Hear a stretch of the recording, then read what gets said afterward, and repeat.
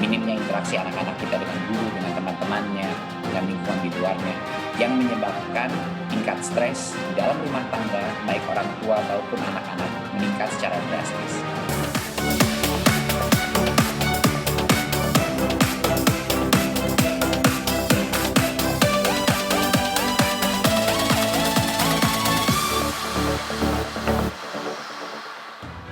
Pemirsa, pemerintah pusat telah memberi wewenang kepada pemerintah daerah, Kanwil, dan kantor Kemenak untuk menentukan pemberian izin pembelajaran tatap muka. Izin pembelajaran tatap muka berlaku mulai semester genap tahun ajaran 2020-2021.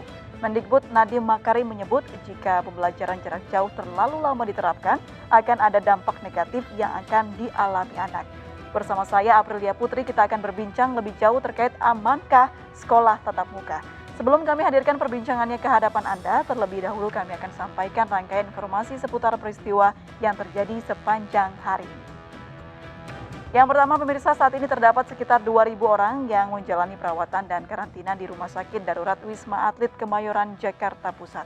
Mereka yang positif COVID-19 dengan gejala ringan dirawat di Wisma Atlet sekitar 2 pekan atau sampai 2 kali swab test berturut-turut yang menunjukkan hasil negatif.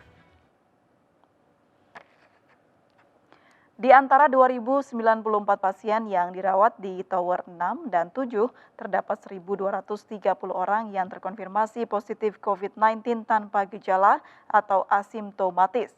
Selain menjalani perawatan, pasien tanpa gejala diberikan waktu untuk melakukan aktivitas fisik di luar ruangan, namun dengan tetap menjaga protokol kesehatan, memakai masker, dan menjaga jarak fisik.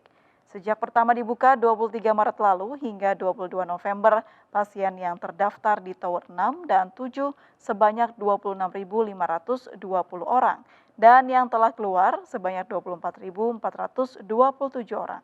Di antara yang keluar, 459 dirujuk ke rumah sakit lain dan 8 orang meninggal dunia. Pemirsa, kerumunan massa simpatisan pimpinan FPI Rizik Syihab menjadi pusaran yang menyeret sejumlah pejabat dan kepala daerah diperiksa polisi. Hari ini polisi akan meminta keterangan dari Wakil Gubernur DKI Jakarta Ahmad Riza Patria. Penyidik Polda Metro Jaya hari ini kembali memanggil Wakil Gubernur DKI Jakarta Ahmad Riza Patria. Pemanggilan untuk meminta klarifikasi terkait kerumunan serta dugaan pelanggaran protokol kesehatan pada kegiatan Imam Besar FPI Rizik Syihab. Ahmad Riza Patria sebelumnya tidak memenuhi undangan klarifikasi di Polda Metro Jaya. Riza berhalangan hadir karena sedang menghadiri agenda Pemprov DKI Jakarta.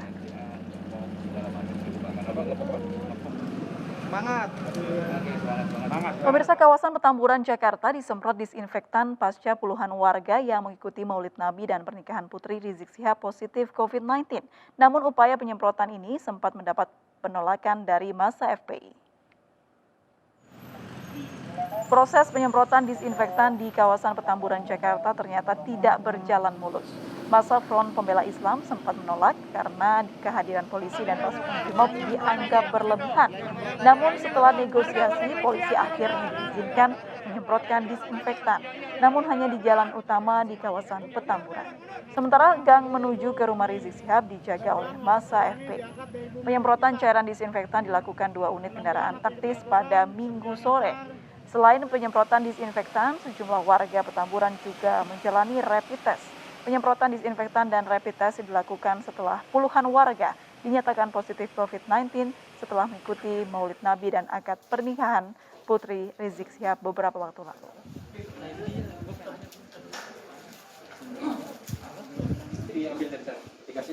Kepolisian memantau kegiatan belajar mengajar tatap muka di sejumlah sekolah di Lombok Timur. Hal ini untuk memastikan setiap sekolah menerapkan protokol kesehatan saat proses kegiatan belajar mengajar tetap tatap muka selama pandemi.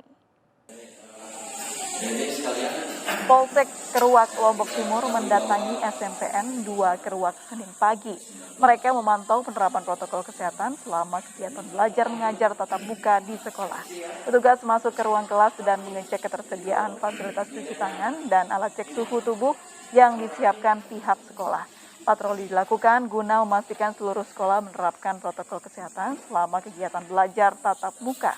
Polres Lombok Timur mengerahkan seluruh jajaran Polsek untuk mengawasi penerapan protokol.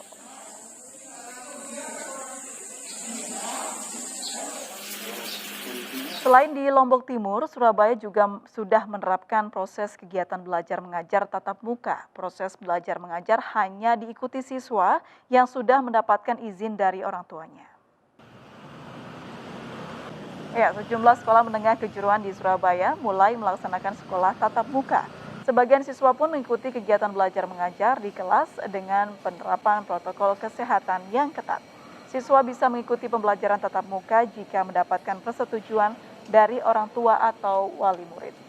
Kegiatan belajar mengajar juga hanya diikuti oleh siswa kelas 12 saja, karena awal Desember mereka harus mengikuti ujian sertifikasi kompetensi. Dari 800 siswa kelas 12, perharinya hanya ada 200 siswa yang mengikuti pembelajaran tatap muka. Masing-masing ruang kelas hanya diisi 9 hingga 10 siswa atau 25% dari kapasitas normal. Kegiatan belajar mengajar di sekolah diadakan setiap hari Senin hingga Jumat, mulai pukul 7 hingga 10 pagi tanpa istirahat. Yang Anda ketahui yang kita ada saat ini adalah kamera jenis Sentro.